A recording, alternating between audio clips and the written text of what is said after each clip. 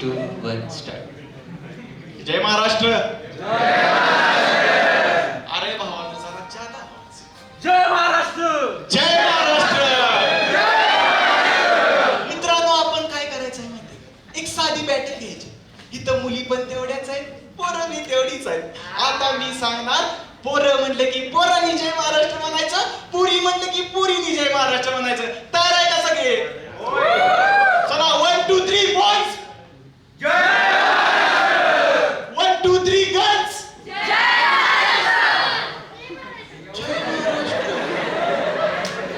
मित्रांनो तुम्हाला सांगतो, मुलींचं आणि बायकांचं नरड तेव्हाच फुटतं जेव्हा तिचा बॉयफ्रेंड किंवा नवरा काहीतरी चुकी करतो.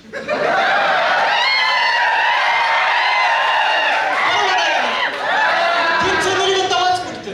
आता माझी बायको मला एक दिवस येऊन म्हणती, अहो मी तुमचं खूप डोकं खाते ना. आपण आता गांधीजींचे विचारायचं, आपण सत्तेवर चालणारी माणसं आहे. मी तिला म्हटलं, हो तू खातीस डोकं. ती म्हणली, तिनं मोडच चेंज केलं. मगाशी सायलेंट बोलत होती, आता म्हणली तुमच्या डोक्यात काय शीन भरले का? अगं तूच तर म्हणलीस तुमचं डोकं खायला आवडते. अगं डोक्यात शीन आहे, मग तू काय खातेस? बरोबर आहे का? अरे ती शेण खाल्ल्यापेक्षा त्या मराठी शाळेतला भात खरवडून पुसून खाल्ला चांगला. आता शाळा, मराठी शाळेतलं किस्सं म्हणजे प्रत्येकाच्या लाईफ मधलं एकदम आवडतं किस्सा. असाच एक किस्सा. आणि मराठी शाळा म्हणली की एक आपला लंगोटी चड्डी दोस्त असतेच. असा माझ्या लाईफ मध्ये एक दोस्त होता आणि त्याचं नाव होतं रित्या. आता रित्याचं जर वर्णन करायचं झालं, अंगानं राजविंडा, डोळ्यात अशी सूर्यासारखी चमक, मन जसं चांदण्याचा प्रकाश, आणि विचार जसं की जणू ह्यो सिकंदरच आहे जो जग जिंकू शकत. असं मला वाटायचं. पण रित्या कसा होता? माझ्या आयुष्याला लागलेलं ग्रहण. आपल्याला शाळेला कॉलेजला गडबड असती तेव्हा आपल्या शर्टावर चालणारा चहा, तो चहा रित्या. फास्ट गाडी चालवत निघाली आणि एकदम डोळ्यात जाणारा किडा म्हणजे रित्या. आणि सगळ्यात महत्वाचं म्हणजे सकाळी महत्वाच्या कार्यक्रमाला बसल्यावर अचानक संपणारं पाणी म्हणजे रित्या.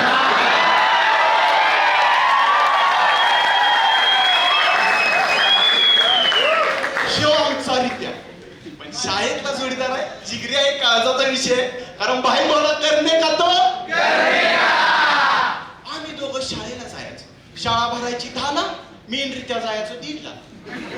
या मधल्या व्यवहारात आम्ही कुठं असायचो? आमच्या शाळेच्या पाठीमागं एक कलिंगडाची बाग होती. कलिंगड, टरबूज तसलं कलिंगडाची बाग होती. रित्यांनी जायचो. रित्या आत जाऊन कलिंगड तोडणार, मी बाहेर ठिक्कन येऊन थांबलेलो. रित्या कलिंगड मला देणार, मी पोत्यात भरणार. रित्या अर्धा तास झाला आतच गेला. रित्या बाहेरच येणार, आवाज बी देणार. रित्या मला म्हणतो, या अरे कलिंगड अजून कवळी आहे, ती अजून मोठी झालेली. अरे मी त्याला म्हटलं, तू दुधी भोपळ्याच्या रानात आहेस, कलिंगड. रित्या आला, रित्या गेला कलिंगडाच्या रानात, एक कलिंगड तोडलं, बाहेर दिलं. पुन्हा म्हटलं, शेव जर बाहेर खायला बसला म्हणजे. दुसरं तोडलं, आपणच खायला लागला. आणि मी म्हणतोय रित्याला कुठे हिस्से देतोय म्हणून बाहेर दिलेलं कलिंगड मी खायला बसलो. आता थोड्या वेळानं आलाय मालक. मालकाची जशी हळी ऐकू आली, मी डायरेक्ट शाळेचं गेट गाठलं. रित्या अजून कलिंगडच तोडतोय. जसा मालक पळत आला. आणि तुम्हाला एक गोष्ट सांगतो, पहिल्या काळातले कपडे तुम्हाला माहित असतील. अहो आपली जी चड्डी असायची, जो शर्ट असायचा मराठी शाळेच्या पोरांचा, तो घरातल्या चटई पासून किंवा वाकळ पासून शिवलेला असायचा. म्हणजे असला झबला असायचा. त्याचा किस्सा एवढा मोठा. रित्यानं 2 कलिंगड मागच्या खिशात ठेवली. आणि त्या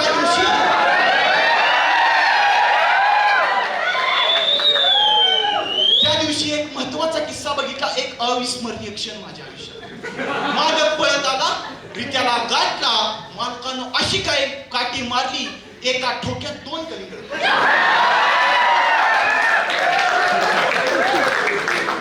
ती 2 कलिंगड कुठली ही तुमचं तुम्ही विचार करा. शाळेत गेलो, गडबडीनं मराठीचा तास होता. सर आलतच आणि जाऊन बसलो. बसल्या बसल्या रित्या मला म्हणतोय, अरे बेंच लय गार लागतो. अरे म्हणलं उन्हाळ्याच्या दिवसात बेंच गार कसा लागेल? नाही म्हणला गार लागते. म्हणजे ह्याच्याकडे कुठे लक्ष द्यायचं, जाऊ दे म्हणलं आपलं. झाला तास चालू. आता सर घेणार तो टेस्ट. सरांनी पहिला प्रश्न पुन्हा विचारला. अहो मला प्रश्नाचं उत्तर आलं नाही. सरांनी माझी कलिंगड सुचवली. पुन्हा रित्याची बारी आली. रित्याला प्रश्न विचारला. रित्या जसा उठला तसं कलिंगड फुटलं आणि माग भरताच पराक्रम झाला. एका पुरगीने बघितलं, पुरगी म्हणजे अव्वा.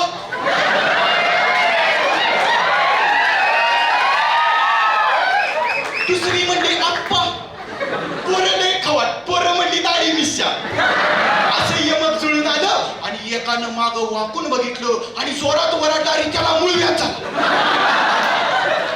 हा तिच्या आईला आम्ही दोघं काहीच सांगायचं आणि सख्या जोडीदाराला रित्यानं सांगितलं नाही त्याला मुळव्याध. ही काही व्यवहार म्हणायचं. रित्यानं माझ्या काचीलात मारली आणि म्हणला का कलिंगडाचा पराक्रम. मग माझी टूप पिटली. रित्याला का रडायला लागलं. रित्याला म्हटलं चल बाबा चड्डी तर आपण धुवून येऊया.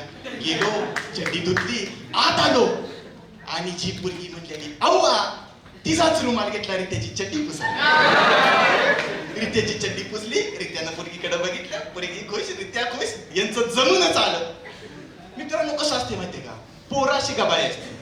म्हणजे आपल्या महाराजांचं मावळं जरी तुम्ही बघितलं, कणकोर होती, सगळी होती, मातीतनं वावरणारी होती, पण मनात कधी त्यांच्या असा भोंगळापणा नव्हता. बरोबर आहे.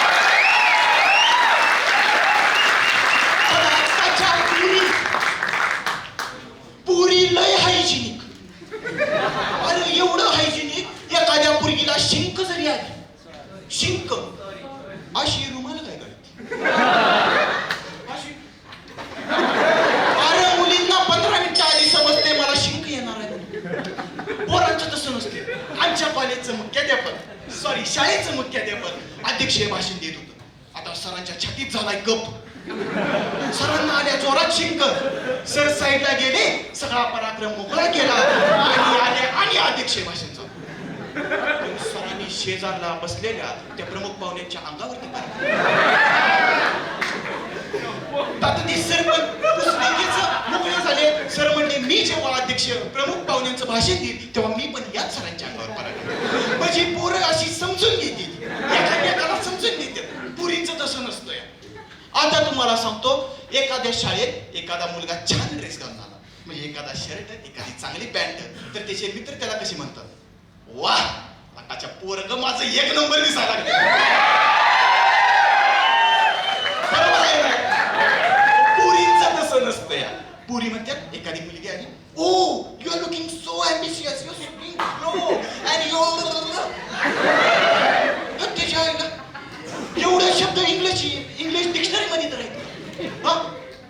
अहो ती तर काहीच नाही. पोरं लेफ्टला जायचं असतं तर कुठला इंडिकेटर लावतं? लेफ्टचा. राईटला जायचं असतं राईटचा. मुलींचं तसं नसते आणि त्या पाठीमागचं कारण चालू सुरक्षित. एखादा चोर जर मुलीच्या मागून आला, मुलगी लेफ्ट इंडिकेटर लावते आणि भस्कन गाडी राईट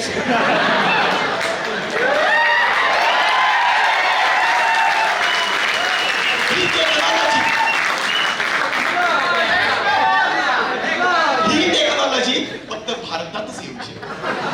आणि दुसरं, गाडीबद्दल जर दुसरं सांगायचं झालं तर आपण ब्रेक मारतो, मुली पाय पर पडतात. पण त्याच्या मागचं किती कारण सांगतोय.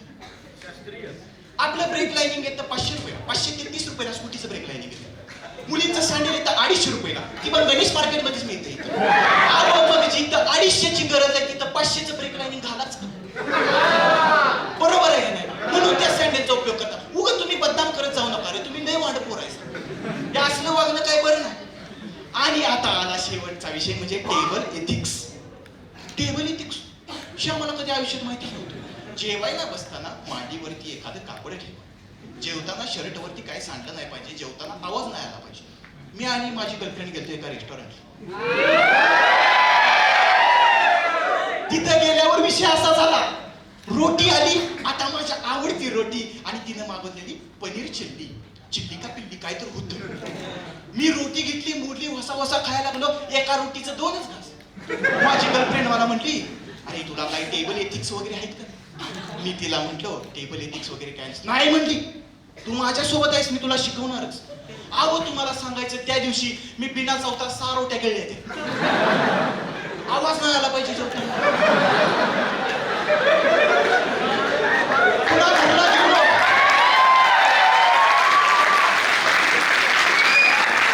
पुन्हा घरला गेलो. आता पोटाचा सगळा तणाव जाऊन मोकळं होऊन आलो आणि आईला म्हटलं, आई जेव्हा तेवढं वाटलं होतं. आईनं केलं मटण. आता मटण केले म्हटलं अशा नळ्या ओढल्या.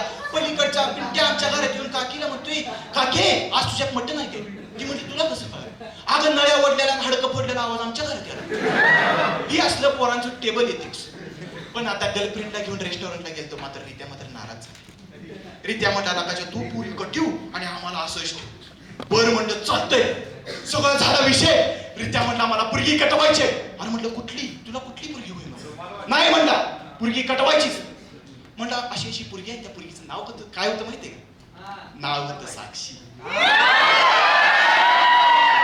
अरे म्हणलं असल्या पुरीसंग काय करू नको, साक्षी तर नाही म्हणला. अरे म्हणलं ती एक वाईट आहे, आपण धावली आहे. नाही म्हणला उम्र देखकर प्यार हम नहीं करते, उम्र देखकर प्यार करने वाले हम नहीं, आणि एक बार दिल में आ गए तो उधर से हटाने का किस्मत में दम नहीं म्हटलं. रित्याची ऐकून मला मोटिवेशन मिळालं. रित्याला म्हटलं जा. रित्याला म्हटलं जा देवाने एक कविता लिही. पोरगी कवितेवरच इम्प्रेस झाली पाहिजे. रित्या काय म्हटला? रित्यानं कविता लिहिली. फुलाला गरज असते पावसाच्या थेंबांची, थेंब एक पडताच फुल अगदी खुलून जातं, आणि चातकासारखी वाट पाहणं मी सोडून देतो, कारण तुझ्यावर पावसाचा वर्षाव झालेलं हेच मला पाहायचं असतं. हा तुझ्या कविता काय जुळत नव्हती, काय नव्हती. अहो नुसतं सुरात म्हणलं, मला नाही भारी वाटलं. रित्याला म्हटलं जा. रित्या म्हटला उद्या तिचा पेपर संपते, उद्या पेपर संपला की मी जाणार, तिला प्रपोज करणार, ती होईच मला म्हणणार. सगळे झालं. रित्या गेला. रित्या दुसऱ्या दिवशी म्हणला मी जरा कविता अपडेट करून आली. नाही म्हणला पुरींना पहिली मुलं लय आवडतात. रित्याला म्हटलं जा आता वेळ नाही आपल्याकडे. ती थांबले की तुझा. रित्या गेला. म्हटला खरंच तुझा रंग काळा हवा होता, खरंच तुझा रंग काळा हवा होता. खडू बनवून मी तुझ्यावर प्रेमाचा शब्द लिहिला असता. आता मला झालं कळायचं बंद. पुरगी पण करा बालिश होता काय कोणास ठाऊक. वर्गातल्या सगळ्या टॉप पुरी, वर्गातल्या सगळ्या हुशार पुरी, वर्गातल्या सगळ्याच्या फर्स्ट नंबरला येतात त्या पुरी त्या बॅक बेंचरलाच लागतात. हे तेव्हा मला कळालं. आणि सगळं झालं आणि माझ्या रित्याला ती पुरगी पटली. पुरगी म्हणली लव्ह यू टू. मी लगेच हत्ती बुक केलाय. साखर वाटायची म्हटलं गावात, सगळ्या गावात साखर वाटायची. पण त्या पुरगीचं दुसरं वाक्य ऐकल्यावर हत्ती हाय तसा वंतारला. पुरगी म्हणली लव्ह यू टू, पण ऍज अ प्रेक्षक.